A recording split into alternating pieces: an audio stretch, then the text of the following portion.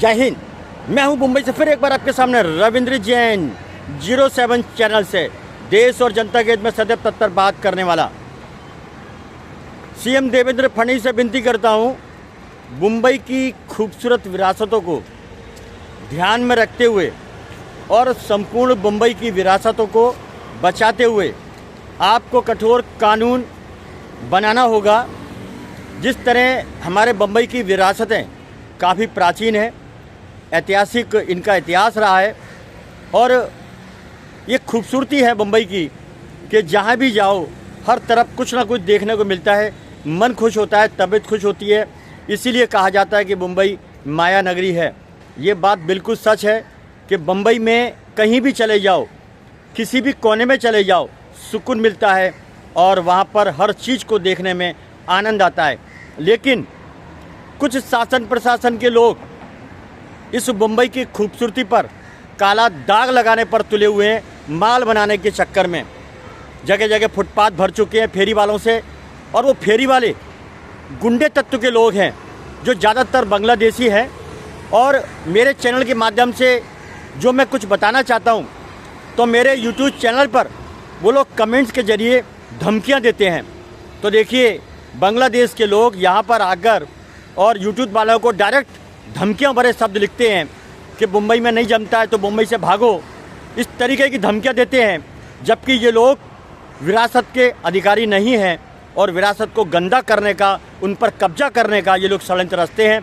तो ऐसी स्थिति में ऐसे गलत कमेंट करने वालों पर सख्त कार्रवाई हो, ये भी एक कानून के तहत इस चीज़ को लागू किया जाए। देवेंद्र फडणवीस से मैं विनती करता हूँ कि कहीं ना कहीं बिना शासन प्रशासन के मिले हुए कोई भी गैर कानूनी काम मुंबई में क्या पूरे हिंदुस्तान में नहीं हो सकता है। इसमें सबसे बड़ा पहलू है हमारे राजनेता, जो भारत के राजनेता हैं, छोटी सोच के वसूलीबाज। उनसे शासन प्रशासन मिलता है और फिर मोटा माल कमाने के लिए अवैध कारोबारों को अंजाम देता है।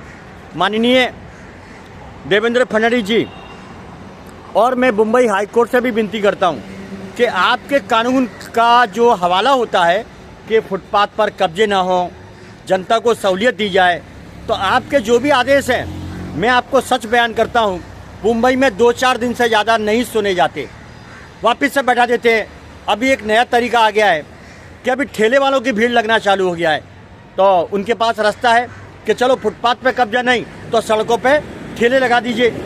माननीय, मेरी विनती है, मुंबई में बांग्लादेशियों का अड्डा बनता जा रहा है, धीरे धीरे करके भीड़ बढ़ती जा रही है और इसमें शासन प्रशासन के लोग वसूली करके मोटा माल कमा के यहाँ की जनता को और प्रदेश को और मुंबई के सीएम साहब, मैं आपसे विनती करना चाहता हूँ, ये लोग आपका नाम खराब करने पर तुले हुए हैं। और मैं तो एक विनती करना चाहता हूँ दोबारा आपसे कि आपको योगी स्टाइल में उतरना पड़ेगा, वरना ये मुंबई का हाल इतना बुरा हो जाएगा कि मुंबई के खुद लोग रहने वाले या रहना पसंद नहीं करेंगे। जब आर्थिक नगरी के लोग अर्थ के साथ अगर मुंबई छोड़ देंगे तो मुंबई में कुछ नहीं बचेगा, सिर्फ फेरी वाले बचेंगे, वसूलीबाज बचेंगे और ड्रग्स के कारोबारी बचेंगे।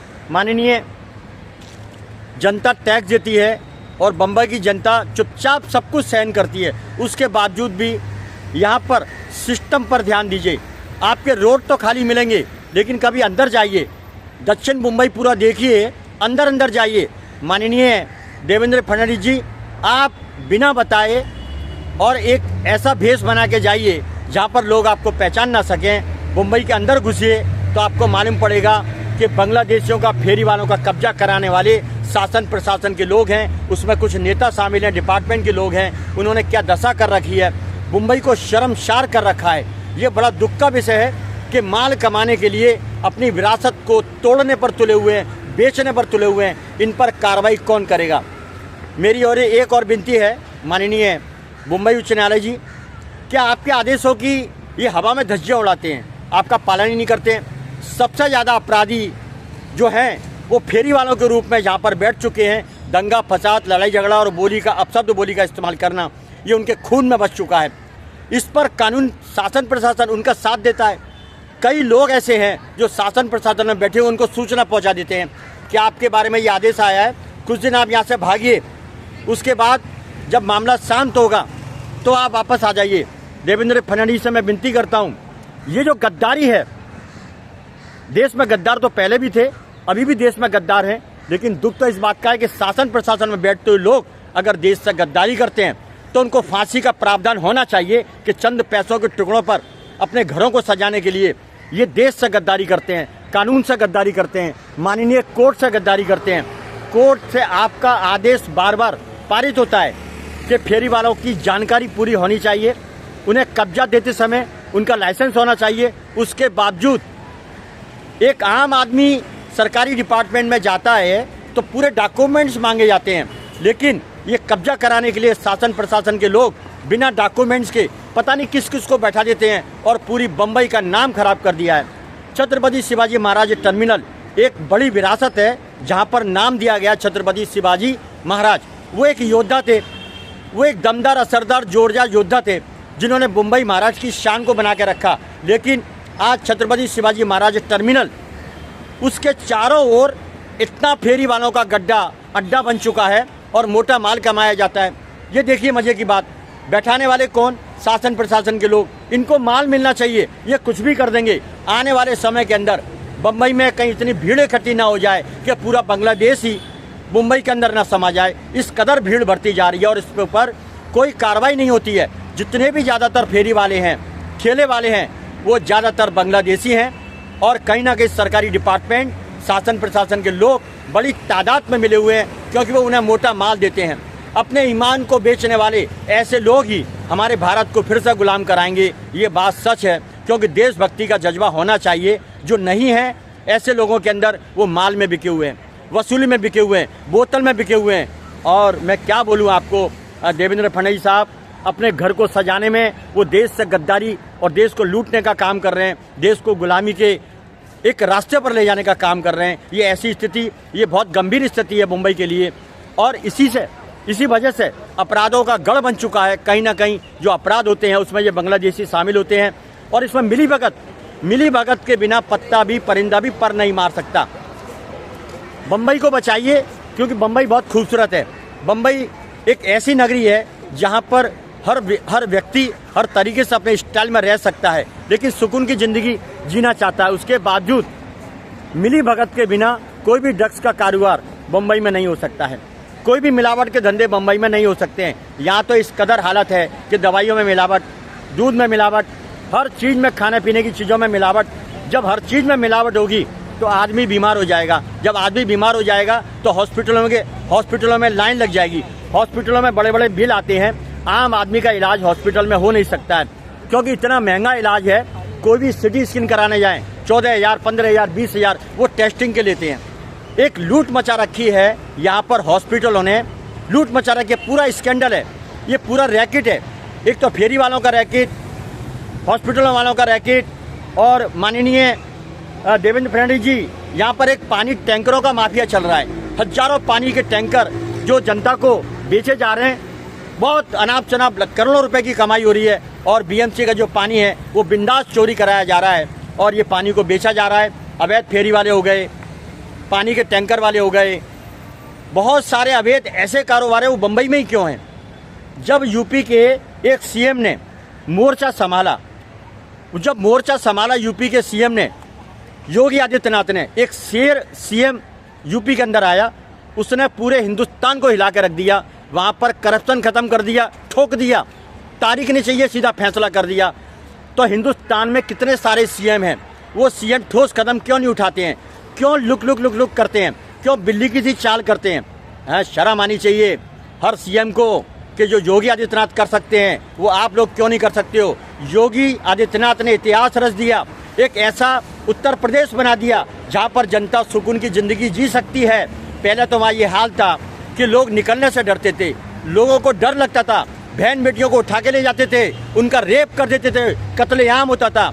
लेकिन एक शेर दिल ने, एक भगवाधारी ने एक ऐसा काम कर दिया, इतिहास रच दिया कि हिंदुस्तान में शेर अभी जिंदा है, शेर अभी बाकी हैं, योद्धा अभी बाकी हैं। तो और सीएम क्या करते हैं? बहुत दुख का विषय है कि और सीएम के पास सत्ता होने के बावजूद, पावर होने के बावजूद, पैसा होने के बावजूद वो अय्याशी करने में लगे हुए हैं, अपने घरों को डबल करने में लगे हुए हैं। मॉल बनाना है, बड़े बड़े रिसोर्ट खरीदने हैं, सरकारी ज़मीन खानी है, होटल खोलने हैं, हॉस्पिटल खोलने हैं। अरे क्या करोगे? खाली याद गया, सिकंदर खाली याद गया, बाबर खाली याद गया, हुमायूं खाली याद गया। बड़े बड़े योद्धा जो भारत को लूटने आए थे वो सब खाली हाथ चले गए, सब कुछ यहीं पर छोड़ गए। लेकिन नाम किसका हुआ? नाम हुआ छत्रपति शिवाजी महाराज का, नाम हुआ अहिल्याबाई का, नाम हुआ महारानी लक्ष्मीबाई का, नाम हुआ पृथ्वीराज चौहान का। तो नाम करिए, ऐसा काम करिए जो भारत के लिए एक इतिहास रचा जाए। ऐसा देश से गद्दारी मत करिए, देश को मत लूटिए। आप अपने ही देश को लूट रहे हैं, अपनी ही जनता को लूट रहे हैं और अपना गड्ढा भर रहे हैं। क्या ये क्या हो रहा है? जो मुगलों ने किया वही आप कर रहे हैं। मुगलों ने हमारे भारत को लूटा था, अय्याशी करने के लिए लूटा था, तो आज के नेता भी वही कर रहे हैं। तो कहीं ना कहीं हमें देशभक्ति का पाठ पढ़ाना होगा। देवेंद्र फडणवीस से विनती करता हूँ, मुंबई पर विशेष ध्यान दीजिए और मेरे चैनल पर जो धमकियाँ आती हैं उन लोगों को ट्रैक करके उनको सजा दीजिए योगी स्टाइल में, कि उनके 7 पीढ़ियाँ याद आ जाएं कि धमकी देने का मतलब क्या होता है। हम देश के लिए काम करते हैं और देश के लिए काम करते रहेंगे, लेकिन हमारे पास कोई पावर नहीं, कोई पैसा नहीं, फिर भी देश की एक देश हित में जुनून है, देशभक्ति का जुनून है। उसके बावजूद ये लोग डराते हैं, धमकाते हैं, धमकियाँ देते हैं। जहाँ तक कि कुछ डिपार्टमेंट के लोग भी धमकाने का काम करते हैं अपनी स्टाइल में। तो मेरी विनती है मुंबई उच्च न्यायालय से कि हमारे पास कोई सिक्योरिटी नहीं, फिर भी देश हित में काम करते हैं। कोई बात नहीं, अगर जान चलेगी तो कोई बात नहीं, लेकिन जिसके पास सत्ता है, पैसा है, पावर है, शासन प्रशासन में जो लोग बैठे हुए हैं वो अपने पावर का गलत इस्तेमाल ना करें। बनका उनकी घर तक जांच की जाए, उनकी गांव तक जांच की जाए। मेरा निवेदन है, गद्दारों की जांच होनी चाहिए। शासन प्रशासन में बैठे हुए जो भी लोग हैं जो देश से गद्दारी करते हैं उनकी जांच होनी चाहिए। ड्रग्स के कारोबार, दूध में मिलावट, अवैध फेरी वाले, अवैध टैक्सी वाले, पूरा बम्बई में एक सिस्टम खराब हो चुका है। इस सिस्टम को सुधारिए, वरना मुंबई खाली हो जाएगी। जो बुद्धिजीवी हैं, समझदार लोग हैं, पलायन कर जाएंगे। बस इतना ही काफ़ी है। मुंबई से देश हित में, जनता के हित में सदैव तत्पर बात करने वाला मैं हूँ रविंद्र जैन। जय हिंद।